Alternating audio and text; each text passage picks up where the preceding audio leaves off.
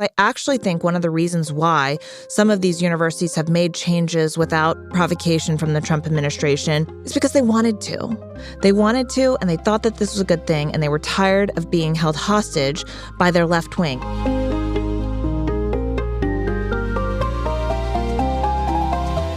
Right now, people are arguing about whether cancel culture is back, and this time coming from the right.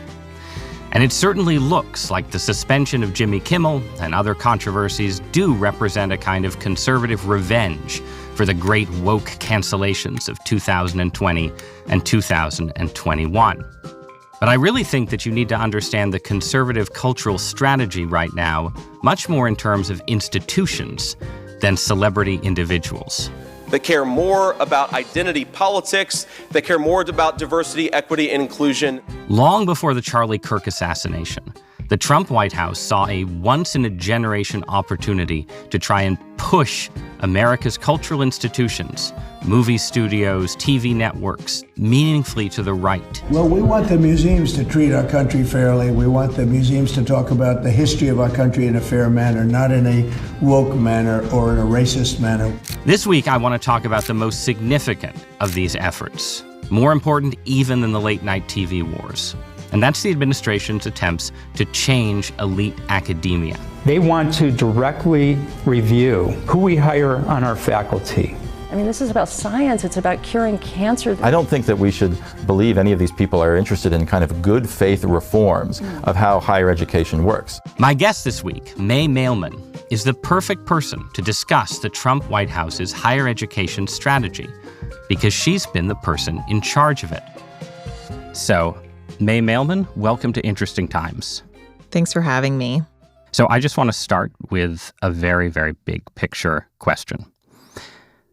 Tell me, what is wrong with the American university? Yeah, and I don't think it's every university, but I would say in general, you've got a lot of different problems. And the biggest one that comes for me is a culture of victimhood, a glorification of victimhood that is ultimately bad for Western civilization and bad for the country. And I think you can notice it in little pieces like when Justice Kavanaugh was going through his confirmation hearings, the need for grievance sessions, the need for coloring books, the amount of emotional support people needed to suffer through Trump's electoral victory. And I think that there's this culture that universities have been perpetuating. Maybe I call it Meghan Markle syndrome as well, where like the greatest good, the greatest height that you can be is a victim. So I think that's one thing. And I think then pieces of it trickle down to racism in admissions, racism in hiring. You're hiring people to do things based on their identity rather than their ability. So, but I think at the end of the day, it kind of all boils down to a glorification of victimhood. What do universities teach their students that they are victims of, in your view? Yeah, and so it's not necessarily that they are victims, but that they should be victims, that it's good to be a victim. That in admissions, what is it better to be? It's better to be in a minority class, whether that's a sexual minority class, whether that's a racial minority class. There's something better to being underrepresented, to being somehow downtrodden, that should be treated as preferential or better. And that type of behavior is not only like illegal, right, which is you can't treat people differently on the basis of their race, but it's harmful for so many reasons beyond that. You just want the best people, no matter what they look like, the type of students that you want. You obviously want diversity, and I think Justice Thomas, when he's talking about this, he's in favor of diversity, not aesthetics. But the whole idea of treating people differently based on whether they are oppressed or oppressors, and if it's seen as Meghan Markle, why does she want to appear like a victim? Because then she's special. You know, there's something good about the queen not liking you because you can then be a victim. And that I'm not sure it's worked out actually that well for her. She has a TV show. She does. She does have a TV show. She does have a TV show. I don't have a TV show. Not yet. But so then you mentioned, so you you just mentioned that it's reasonable for universities to want diversity, right? And so I think an argument, a sort of obvious argument that a university might make in thinking about how these issues impact admissions, right, is to say, well, obviously, if you're trying to have a diverse student body, you do to some extent want to look at the actual experiences people have, right? And if someone has been victimized in some way by some set of forces in their life, material, financial, familial, whatever, racism included, let's call it adversity, right? Can you rule out adversity entirely as a reason to maybe give someone a kind of preference? Right. So I think experience is obviously relevant. Maybe a 3-8 student body president is a better applicant than a 4-0 video game basement dweller. So I think it's perfectly fine, obviously, to take into account experience. And it does create a much better student body than if it was just totally blind based on your SAT score. But I think the question is what you're celebrating. Are you celebrating the fact that this is somebody with nothing? Or are you celebrating the fact that this is someone who has shown that with nothing, they can be somebody? But so at bottom, your argument is that what universities are failing to do is adequately reward merit, Yes. whether in their applicant pool or in who they're hiring to, get on the tenure track, do research, and so on, right? Right. And in many ways, fail to reward merit in ways that are illegal and violate our civil rights laws. So the failure to reward merit is, I think, not only just a problem with the universities, but it is then therefore relevant for its relationship with the federal government. And you said at the start that, it's not every American university, right? That has these problems. Talk a little bit about your own experience. So you went to a red or reddish, Kansas is sometimes politically complicated, but a reddish state flagship university for undergrad. And then you went to a school in Cambridge, Massachusetts, of some note, for law school, right? So you had two kind of distinct experiences of different forms of elite education in America. I'm curious both whether you saw the problems that you think the Trump administration is fighting at work in those places, and also if you felt like there was a big difference between Kansas and Harvard. Yeah, I would say my experience at the University of Kansas, I felt more like a diverse student. Kansas is not a very it's a white It's a state. fairly white state. Yes, I think we can say that. I've noticed that on my visits. And yes. so I participated on the multicultural board my freshman year, which is this: anybody can come and talk about your experiences and what needs to change and everything. My sorority that I was a part of, sororities and fraternities pair with each other for all these events, and I wanted to pair with the Black fraternity associations rather than just the traditional IFC fraternities. So I really, I think, identified or felt like I was, a diverse person. And I really wanted to think about those issues and pay attention to them in ways not like victimhood necessarily, but like cohesiveness and bringing everybody together. And then I did Teach for America. Just to locate us, when were you an undergrad? So I graduated in 2010. Okay.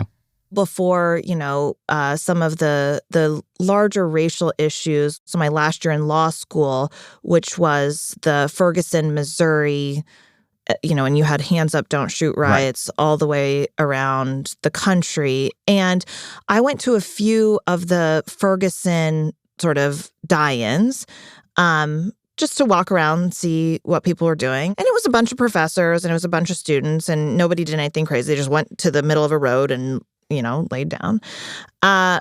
And there was a community feeling to it. And there was something about chanting with all of your friends, the same thing. No justice, no peace, no racist police. That felt communal and maybe you weren't achieving anything, but you were doing it with your friends. And I, as the president of the Federalist Society, I felt a little bit of pressure, I think, to have a position on what I thought about all these things going on in the country. And did you think of yourself as a political conservative or a Republican through all this when you were in college and afterward? Yeah, I definitely saw myself as a conservative, which I think made me way more attracted to the Trump movement than I did a traditional Republican. And I don't exactly know why that is. I think it's just growing up in the middle of nowhere. There's no... Where did you grow up? On the Kansas-Colorado border is a small town called Goodland. That is, in fact, the middle of nowhere. It actually is. I'm not, no judgment, but yes, it is. It is actually. Yes, definitionally. Statistically, yes. Yes. I was definitely conservative, but kind of weighing in on societal issues, especially on, some of these really tough ones, was a tough spot for me, because why can't we all just get along? As a wise man once said, yeah. So, I'm interested in this because, when we're going to get into the actual things that the Trump administration is asking of universities in just a second. But, one thing that's striking about the argument about universities is obviously, in a way, it's one that's been going on since, William F. Buckley first, emerged on the political scene and wrote God and Man at Yale, right? The conservative argument that campuses are too liberal, too ideologically conformist, that they reward victimhood over merit, that they use affirmative action in discriminatory ways. These are arguments that are decades and decades old. But there's a clear sense, both among conservatives and some liberals, that something substantially changed in the middle of the 2010s, right? That took all of these existing things that conservatives complained about and just made them much worse. And it seems like that's what you think. I'm curious why you think that happened and how much worse it got. Yeah, the why. And maybe everyone was already this liberal, and I think smarter people than me, have blamed social media and the iPhone. You found your community in Facebook groups over campus groups, and you were able to retreat and hold your positions more closely. I buy into that. But I think I think the shutting down of speech, so, what we used to call political correctness and now call wokeism, and I felt that. So this was, Obergefell decision was right after my third year of law school. And this was the same-sex marriage decision. The same-sex marriage decision. And most people, that are young and educated are in favor of gay marriage in some way, shape, or form. But you could always talk about it in some way, what about this and that, and talking, and I felt like the speech element where all of a sudden now, oh, I'm sorry, you said traditional marriage. What do you mean by that? What does that mean? And as the speech got more constrained, then the ideas had to be pushed aside a little bit. And actually, people at Harvard will say that currently that some of that had to do also with the rise of social media, because you could be shamed a little bit easier. So I got in trouble one day at Harvard because I had an event with Chick-fil-A sandwiches. And the Chick-fil-A people left their sort of hot bag that you put all the sandwiches in. And so I threw it in a room with all of the student group's lockers. And somehow this bag was in front of the gay student group's locker. And so there was a group chat going around saying that the Federalist Society is trying to basically threaten the gay student group because there was this Chick-fil-A bag. It's like, no, that didn't happen. But the same type of discourse that might have previously happened, or benefit of the doubt, or conversation, now is much easier for them to go to their group and say, I've been discriminated against. and then actually have a conversation. And that got cleared up. But I do think this shift, which involved both a curtailing of speech and retreat to groups online, does have a lot to do with like iPhones, social media, and the way that we communicate. And what about protest culture? You clearly had in the mid-2010s the rise of a general new atmosphere of protest culture on campuses, right? And part of the argument from the Trump administration has been that this, led to a culture of overt physical intimidation for Jewish students in particular when the protests were around issues related to Israel and Gaza and so on. But just, I think generally that protest became a means of intimidating speech. So I somewhat attribute the rise of this protest culture, which I will agree did occur around then, to the same actually underlying cause that I just mentioned of people retreating online. As people get lonelier, they want to find groups. So the George Floyd protests, when everybody was locked down and no one could do anything and you couldn't see anything. And here's this community. I mean, it was a community. It's your buddies, like it's your friends. And I can't actually fault that feeling. That's a very human feeling that you want to be a part of. And then especially if you lose a friend group and you lose some of the things that you otherwise would have done, then yeah, protests seem very attractive. So I want to be concrete because we're going to talk about the universities as institutions because that is obviously where law and policy come in. What you're describing is a cultural shift, right? How is it the responsibility, or to what extent is it the responsibility of universities as institutions to have some kind of reaction? Like, it's not the university's fault that all their students were on iPhones, right? It's not the university's fault that students started protesting and so on. What did the institutions themselves, in your view, do wrong in response to this shift towards political conformism, protest culture, and so on? Yeah, so I think the universities were too late. So on just basic safety issues. So let's just take the post-October 7th anti-Semitic violent episodes breaking out across college campuses.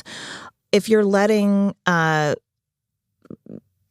tent cities fester on your campus, and then we've heard a lot from Harvard specifically that they were concerned about shutting some of those down or citing students, because you can't just say, hey, leave. The students aren't going to leave. There has to be leave or I'm going to suspend you or I'm going to write you up or there's going to be some consequences here.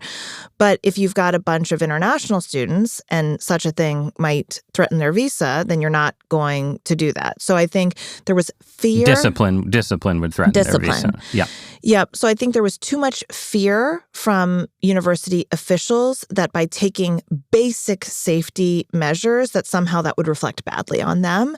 And they were scared because they didn't want to be criticized. And I think there has been some learning on that of like, no, we're going to protect our students. And I think universally people learned some lessons after October 7th. And university presidents were fired and replaced, including at Harvard, at Penn, Columbia. But in general, what should they be doing about this? I think it's just buying into the notion that there has to be some community aspect that's continually fostered around a culture of excellence. Otherwise, you will let a culture of victimhood and intimidation and harassment and negativity thrive. And I think recognizing that there was a problem, which I don't think they still have done, but that's an opportunity that just has not been seized. Yeah. So just for maximal clarity, so then you have a problem that is in part about a set of ideas having to do with the value of victimhood that undermine the academic and professional mission of the universities. You have that, and then you have concrete failures to provide basic public safety. Is that a fair? That's a fair distillation. Yes. Okay. Good. So let's talk about what the Trump administration is trying to do about it. So why don't you describe for me, from your perspective as the point person for this strategy, how the Trump administration has thought about its conflicts with universities and its attempts to sort of attack both of those problems? Yeah. So I think day one or day two is an executive order that discusses universities specifically. Title VI says that for any federally funded educational institution, that they can't discriminate on the basis of race or national origin. And so this has been used both on the anti-Semitism front, which is national origin and race, and then also on sort of what people broadly describe as DEI front. And so if you're going to be federally funded, then we're going to make sure that you don't discriminate on the basis of race. So it started with, investigations, sending letters, and then I think some people just changed their policies at the beginning. So pause there for a moment. So how did you pick which schools you sent letters to? So I think the Department of Education, we primarily relied on to pick what they either knew based on complaints that have been received, and you had House investigations. So a lot of this information was public here and there, was in government databases. Some of them are just very out loud, like the UC system. So I think there was some flag waving by certain universities. And then I think where they would basically say, we're primarily hiring minorities for these positions, exactly. Right? That kind of thing. Yes. Give me an example. So let's just take Harvard, for example. Harvard has since taken down its statistics, but they used to have a big comparison chart of what their new hires used to look like and what their hires looked like, 3 years ago, something like that. And it used to be like pretty heavily white male, and then now it's not. And then they deleted that website. So you have sort of all of the pieces where it's like an overt focus on this, where we absolutely want to lower our white males. And then there's an embarrassment piece of it where they then took the thing down. So that's what I would consider flag waving. Right. So the Trump administration has lots of data, and you can't do everything all at once. And so there's a prioritization issue. And I think people have picked up that the Ivy League has sort of been prioritized, which they're not the only ones. But when you're thinking about what the consequences are, if you are violating Title VI or just otherwise have bad policies, the federal government doesn't have to give you grants. But is there also a sense in which, the Ivy League sets the tone for elite education? And if you effectively make an example of these schools, you would assume that other schools will sort of fall into line? Is that part of it too? Yeah. So you want leadership, but leadership in the right direction. So I think that's actually something that Harvard would agree with. If you were to ask Harvard, like, what makes Harvard Harvard? Why is it special? Why don't you just shut Harvard down, not have it, but you can have all the rest of the Ivies? And will the world be the same? And Harvard would say, no, the world will not be the same. We must have Harvard. Why is that? Because they're leaders.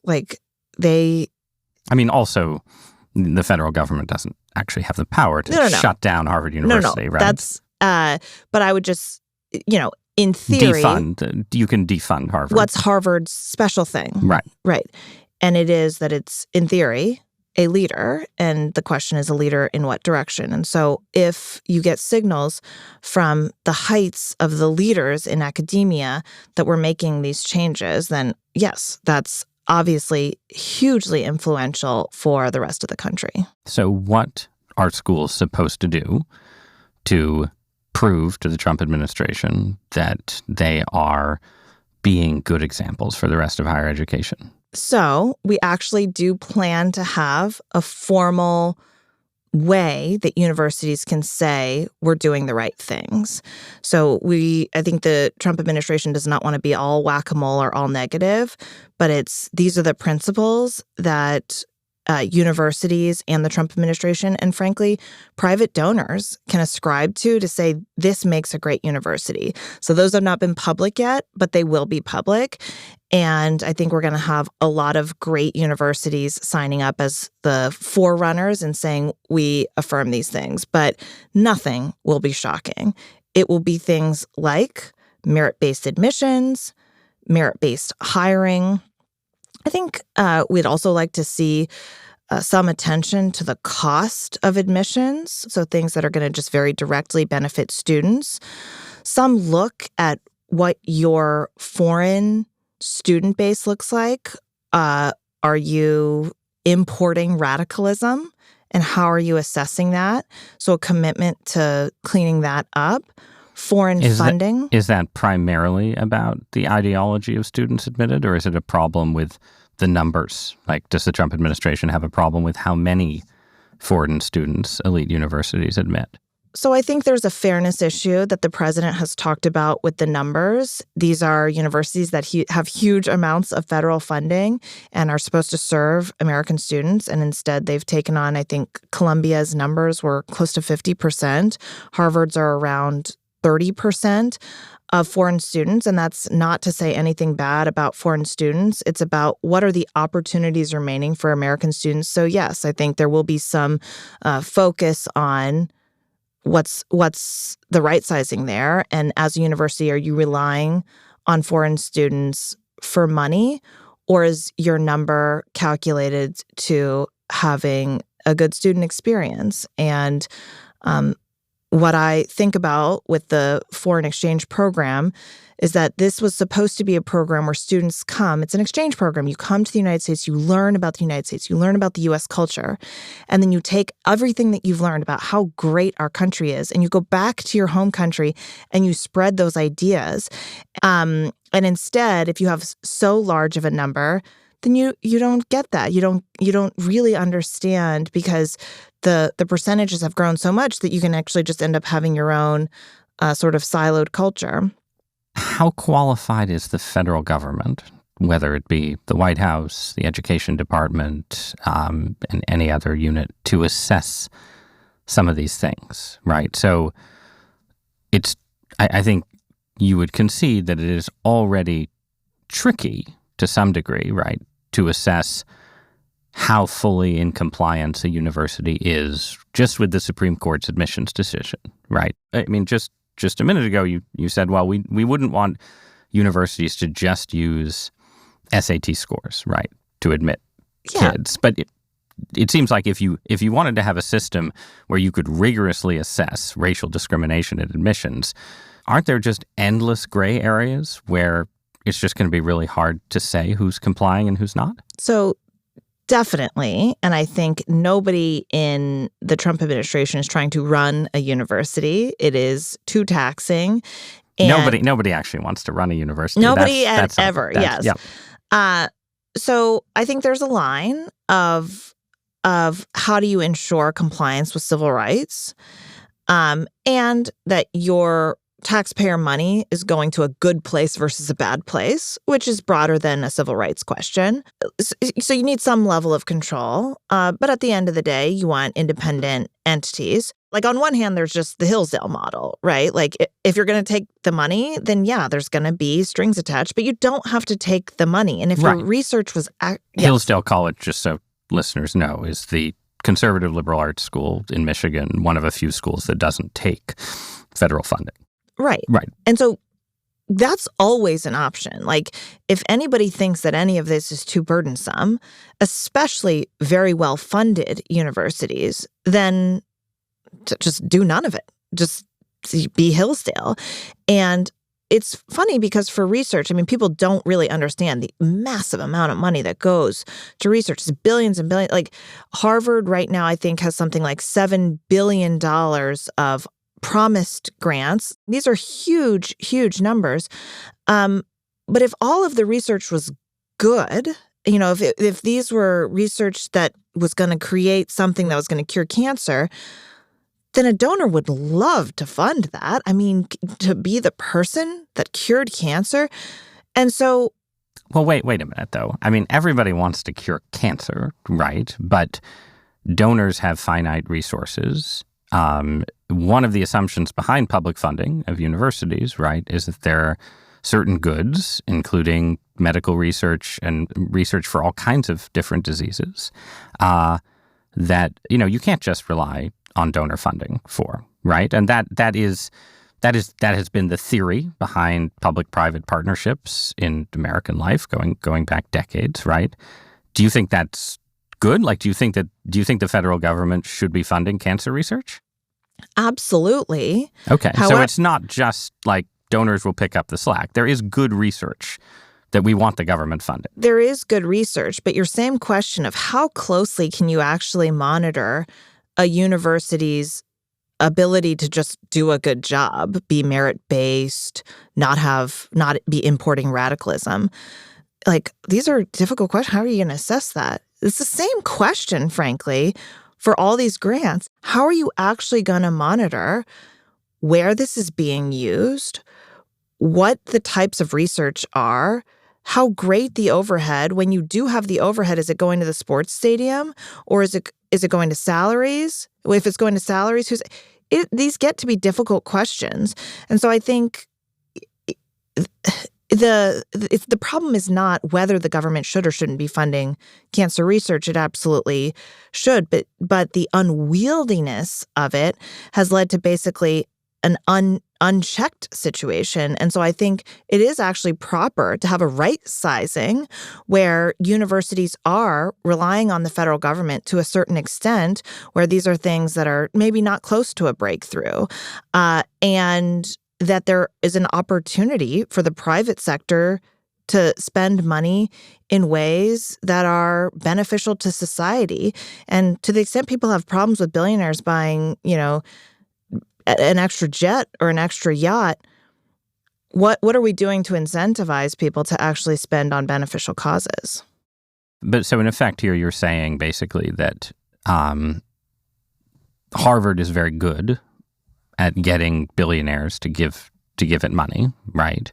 And you're saying if some of Harvard's research funding is threatened, then it's not a bad thing at all if Harvard calls up its billionaire donors and says, hey, we don't like what the federal government is asking of us. We want you to fund this cancer research instead. You'd say that's fine, right? Wealthy people funding universities, funding science, funding our future is something that has, history in this country. It's absolutely a good thing. But the reason I'm asking about the difficulty of assessing these things is not because you have to have a perfect system, right, in order to have a federal relationship to universities.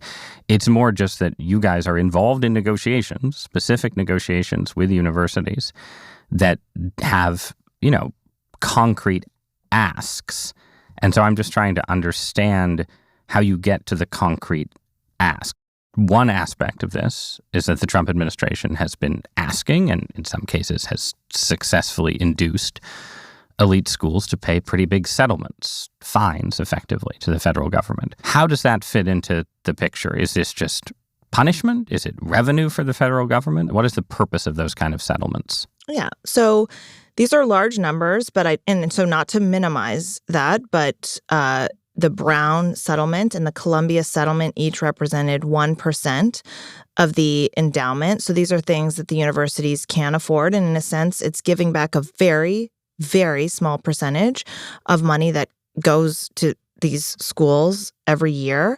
So I think there's there's a recognition. Of course, there's no recognition of fault. These are settlements.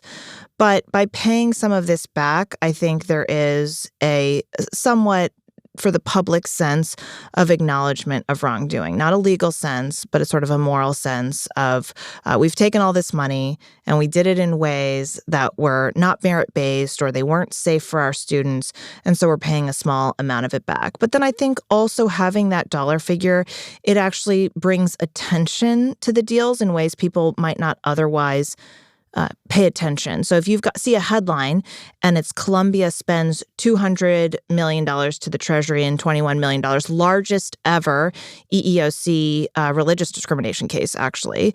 When you see numbers like that, then you pay attention and you look, and then you're able to learn a little bit more. So maybe you wouldn't normally learn. And are the people paying attention, not just the public, but other college presidents? Yeah, you want to get in early before the fines are too large. But I think in general, a settlement on its own without a fine might not be taken as seriously by the public or by other universities as when there is a fine, which, like I said, these are small dollar figures compared to the amounts that they are getting every year from the federal government and from their donors. But I think it provides a seriousness and a focus on these in ways that a sort of promises only wouldn't. Do you think the biggest schools are just too rich? The federal government now, under the first Trump administration, passed a very modest endowment tax. Do you think generally it would be better for America if the biggest schools had smaller endowments? So I think it's not necessarily the size of the endowment, it's the application of them. So are you putting your endowment to some sort of positive use, or is this just generating capital so that later you can have a bigger building? You know, there's no problem with being wealthy. There's no problem with universities being wealthy. But what are you using your wealth for? I think you can judge on that. And so if you're saying, I need all this money for this research, where am I going to find it? I did find some of it. And then if you were using some of that money to fund research that would generate a patent that would be very valuable, then that would be beneficial for everybody because you have put that money then to good and productive use. I want to ask how ideology and ideological diversity enter into this, right? Because in one of the publicized letters that the administration sent to Harvard, there was a specific focus on the idea that Harvard should be looking for, intellectual diversity in hiring and considering seriously why there are so few conservative and Republican faculty, right? And trying to do something about that. And the letter took this quite far, right? It specifically said that Harvard should consider that each department, field, or teaching unit must be individually viewpoint diverse. I'm quoting from the letter here. And that there should be an audit that goes on a, quote, department by department, field by field, or teaching unit by teaching unit basis as appropriate, end quote. And I should stress, this is an area that I, as a conservative with a lot of experience of higher education, take very seriously as a big problem for elite academia, that it isn't intellectually diverse. But it does seem like in this ask, you can see the problem with the federal government trying to micromanage this, because it just seems like you get very quickly into an absurd situation where someone in Washington, D.C. is scrutinizing Harvard's geology department. I don't even know if Harvard has a geology department, but you take my point, to see if it has enough Trump supporters, right?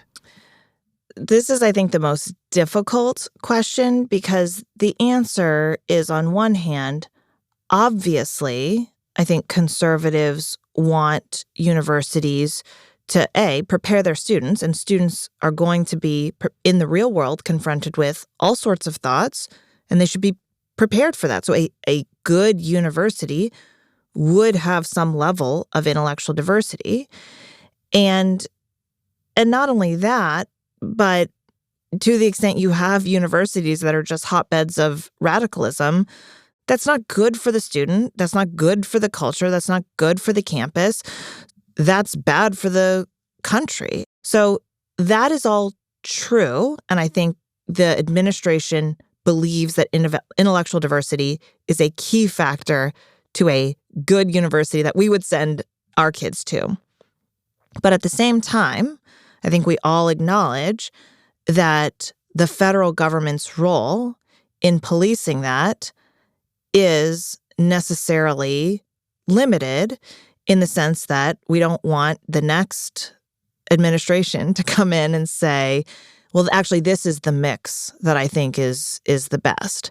So meaning a Democratic administration coming in and calling up University of Kansas and saying, why haven't you hired Another 17 more leftists for X department? Exactly. And it's like sort of a ridiculous thing to think through, because how many more leftists can you possibly hire if you're this saturated already? But but it is. I think that particular example would not happen. But I think obviously, we saw in the Obama administration and to some degree in the Biden administration, right?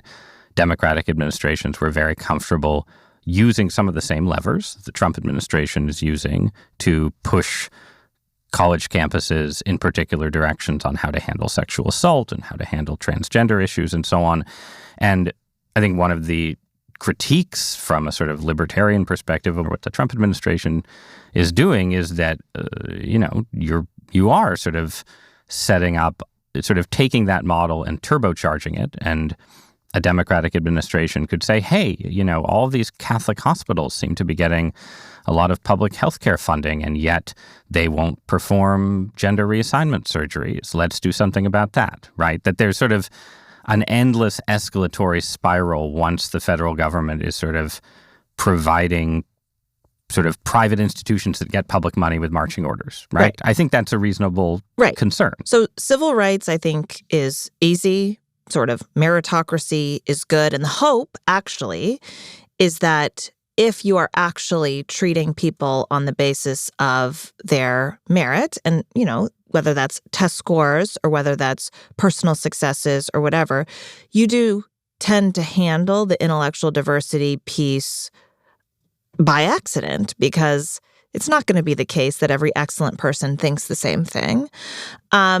So there's that. But then also, I think that's why it's important that this process come underway where there's a conversation with universities and with donors and with the Trump administration altogether about what it actually means to be a great university and to have buy-in, because I actually think one of the reasons why some of these universities have made changes without provocation from the Trump administration, or in the case of Columbia, even though there was provocation and even though it was a deal, is because they wanted to. They wanted to, and they thought that this was a good thing, and they were tired of being held hostage by their left wing. And actually, they want intellectual diversity. They don't want another person who's just going to have the same, like, we got another climate change person, we've got another gender studies person. I think they want it. And so giving the universities the permission to do this sometimes requires a strong statement from the government that's almost like a scapegoat. But yeah, I think I think that's right, based on my own experience living in a college town and speaking to people who work in higher education, that there is some degree, first, to which the Trump administration is pushing on an open door, and also some degree to which leaders of universities are happy to say, we didn't want to do this, but the Trump administration made us do it, right? But in fact, it's something that they themselves want to do. At the same time, though, I do think that there is some tension between saying we want schools to hire just based on merit, and we want schools to have a lot more intellectual diversity. Because the reality is, and this is where I think the traditional left-wing argument around affirmative action always made a certain sense, right? Like, you have to create pipelines, right? I think it was reasonable in the 1960s to say there just aren't good pipelines for getting a lot of African-American kids into elite colleges. I think it's reasonable for conservatives today to say there aren't good pipelines for getting people who aren't left-wing into certain academic departments.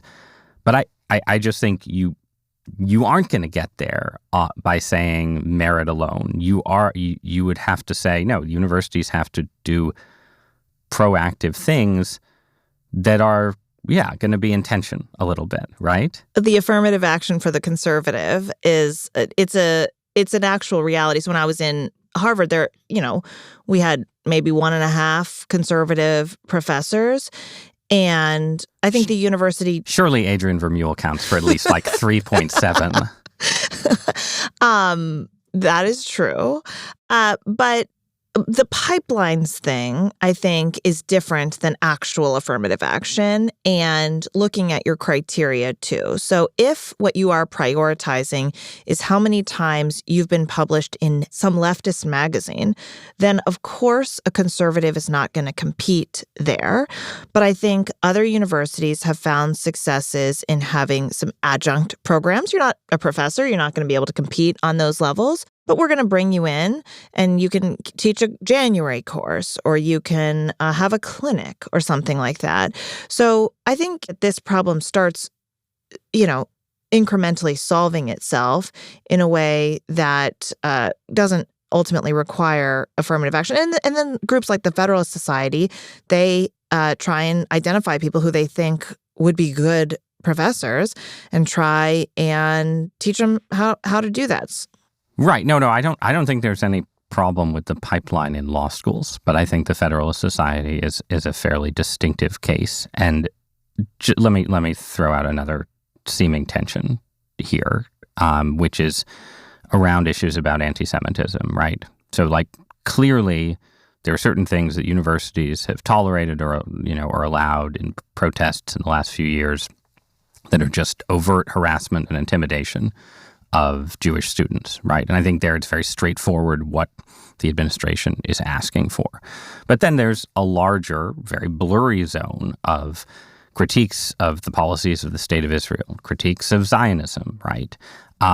Where, the administration has seemed to ask, in some cases, for something that, again, looks more like micromanaging of particular departments, right? Saying, we're not going to have radical critics of Israel here and there and so on, right? And that, again, seems like a kind of thumb on the scale in intellectual debates, right? So when you say the Trump administration has asked for them, I acknowledge that there are some letters that were sent by the anti-Semitism task force in some way that either incorporated the IHRA definition or otherwise were perceived to have been sort of speech codes. These are strong definitions of anti-Semitism that at least some people on the left would say rule out what should be legitimate critiques of Right. But when you Israel. look at what President Trump and at the senior level, what has actually happened, it's not that. So the Columbia deal, and I think everyone would acknowledge that Columbia had a major anti-Semitism problem, but the Columbia deal in no way creates any speech code, whether it be on Israel or anything else.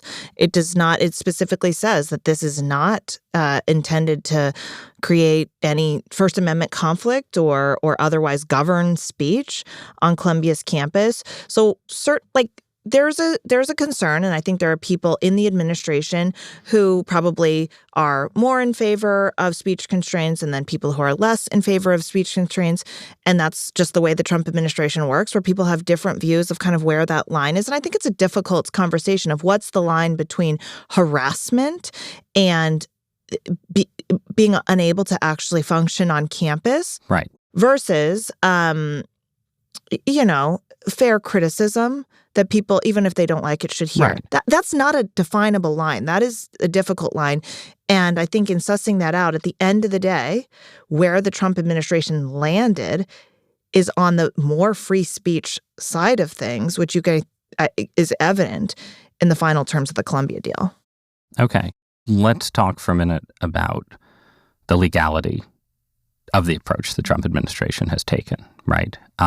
Because I think you have conceded to some degree that, in all of these zones, there are gray areas and blurry lines, right? However, the administration has also moved sort of preemptively to cut funding, to say, it is sort of, and correct me if I'm wrong, but my understanding is what has happened repeatedly is critiques have been lodged, investigations have been opened, and then funding has been cut before the investigation is complete. And this is where the Trump administration has been rebuked in court, most recently in a case involving Harvard itself for this, right? That you are essentially assuming the violation before the negotiation is actually finished. Is that a fair critique? So that is certainly what Harvard says. Yes. And I think it's different than that, though. So, yes, Title VI, which says you can't discriminate on the basis of race, is a bar on funding. So if you are found to violate Title VI, that's not grants that are at issue. That's your student loans. That's Pell Grants. I mean, that's a big deal. If you are found to have violated. Right. Now, what the Trump administration has done is not find a Title VI violation prior to the process. I mean, the Title VI violation was found. HHS did find them in violation of Title VI and referred that case over to DOJ to litigate and informed sort of the accreditor for Harvard. But this is an entity that doesn't share the values, basically, of the administration. And there are various statutes and various regulations that give the administration that sort of discretion over how it can spend its own money. And so the lawsuit basically was an argument that, oh, well, they're just saying that, but what they're actually doing is short-circuiting the Title VI process.